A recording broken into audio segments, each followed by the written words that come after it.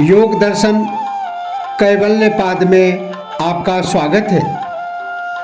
आज का विषय है कैवल्यपाद पातंजल योग सूत्र 2।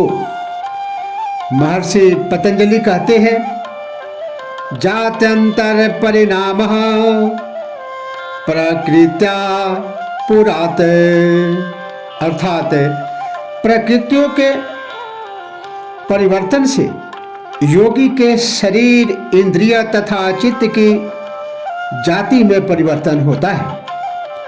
प्रकृति के कुछ विशेष तत्व मिलकर मनुष्य के एक विशेष प्रकार के शरीर, एक विशेष प्रकार की इंद्रियां, एक विशेष प्रकार के मन, बुद्धि, चित्त आदि का निर्माण करते हैं, जिससे हर व्यक्ति के व्यक्तित्व में भिन्नता पाई जाती है। यदि इन तत्वों में परिवर्तन कर दिया जाए तो उसका व्यक्तित्व ही बदल जाता है। यह परिवर्तन आयु, ज्ञान, संगति आदि से तो अपने आप आता है, किंतु साधना, संकल्प तथा विशिष्ट कर्मों द्वारा भी लाया जा सकता है। साधना के द्वारा जब इन प्रकृति तत्वों में परिवर्तन आता है तो मनुष्य का व्यक्तित्व ही भिन्न प्रकार का हो जाता है। इसी को सिद्धियां कहते हैं। सिद्धियां और कुछ भी नहीं है, न किसी देवता द्वारा दिए गए उपहार स्वरूप प्राप्त होती है, बल्कि इन प्रकृति के तत्वों के परिवर्तन का ही परिणाम है। सिद्धियों के आने का यही वैज्ञानिक कारण है। डॉक्टर खुराना ने अपने शोध में यही सिद्ध किया है कि स्त्री और पुरुष के 23 क्रोमोसोम्स के विभिन्न संयोग से विभिन्न प्रकार की प्रतिभाएं पैदा की जा सकती है। जो प्रतिभाएं पैदा हो रही है वह संयोग बस ही हो रही है, इनका इच्छित संयोग भी कराया जा सकता है। क्रोमोसोम्स में पाए जाने वाले जीन्स की संख्या प्रत्येक जीव में निश्चित रहती है। ये जीन्स ही मनुष्य एवं वनस्पति विशेष के लक्षणों को प्रदर्शित करते हैं। प्रत्येक जानवर तथा मनुष्य की आकृति एवं गुणों में भिन्नता का कारण क्रोमोसोम्स की मात्रा की भिन्नता एवं जीन्स की संख्या की भिन्नता ही है, जिससे इनका विकास भिन्न रूप में होता है। विभिन्न क्रोमोसोम्स के संयोग के कारण ही विभिन्न सजीवों का निर्माण होता है एवं इनके विभिन्न गुण धर्म विकसित होते हैं।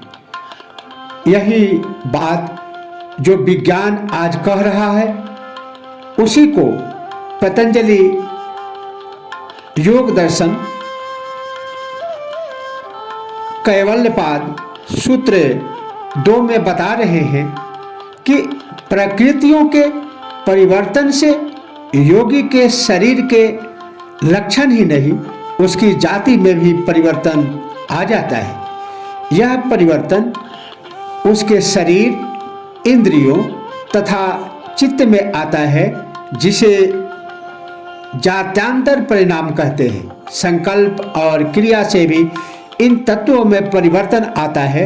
जैसे कोई स्त्री पुरुष जैसा कर्म और व्यवहार करने लगे तथा पुरुष स्त्री जैसा व्यवहार एवं कर्म करने लगे, अथवा वे पूर्ण संकल्प से अपने से भिन्न लिंगी होने का निश्चय कर ले तो उनका यौन परिवर्तन भी हो जाता है, जिसके अनेक उदाहरण आज मिल रहे हैं।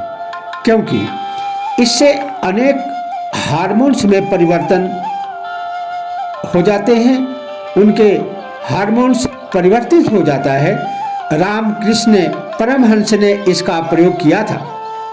अध्यात्म के अनुसार यह सृष्टि संकल्प से ही बनी है तथा मनुष्य जिस प्रकार का संकल्प करता है वैसा ही उसका व्यक्तित्व बन जाता है। क्योंकि संकल्प के अनुसार ही शरीर के भीतर के इन प्रकृति तत्वों में परिवर्तन होता है, जो शरीर, मन, बुद्धि, इंद्रियां, चित्त आदि का कारण है।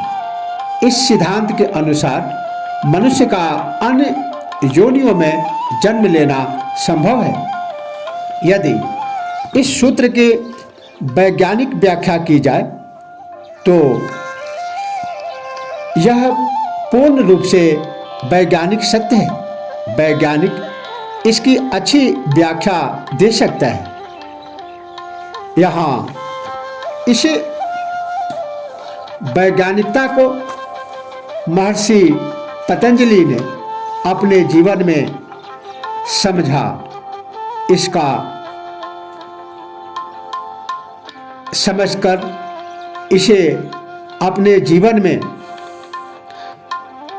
इस निष्कर्ष पर पहुंचा और अपने रिसर्च में इसे पूर्ण वैज्ञानिक मानकर अपने योग दर्शन कैवल्यपाद सूत्र 2 में लिखा, जात्यंतर परिणामः प्रकृत्या पुरात्। जात्यंतर परिणामः प्रकृत्या पुरात् अर्थात प्रकृतियों के परिवर्तन से योगी के शरीर, इंद्रिय तथा चित्त की जाति में परिवर्तन हो जाता है। आज इतना ही। इसी के साथ ओम नमः शिवाय। जय श्री कृष्ण।